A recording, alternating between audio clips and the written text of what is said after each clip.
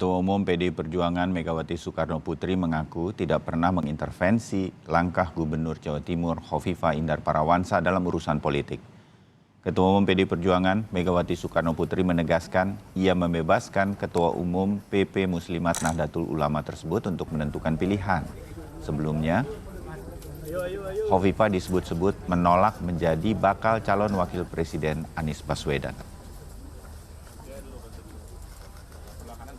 Kayak Mbak Khofifah, saya temenan namanya dia.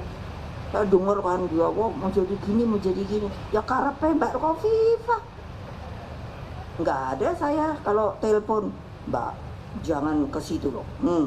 Tanya, ayo, kalau saya pernah ngomong enggak, ya karepmu. Mau ke sana boleh, mau ke sini ya boleh, gitu loh.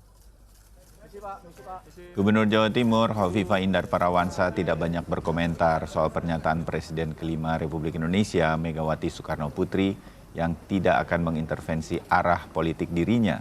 Khofifah menyebut sudah dekat dengan Megawati sejak menjadi juru ketik Gus Dur. Menurut Khofifah pula, dirinya kerap diajak Gus Dur sebagai juru ketik saat bertemu dengan sejumlah tokoh politik, termasuk bertemu dengan Megawati Soekarno Putri. Sementara terkait dengan langkah politik di pemilu atau Pilpres 2024, Khofifah masih enggan menjawab.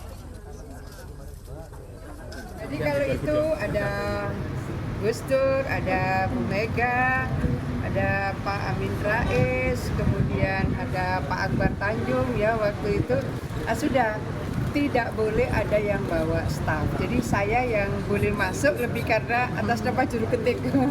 Ya Bu, ini masyarakat kan menunggu langkah politik Opo sih, Rek.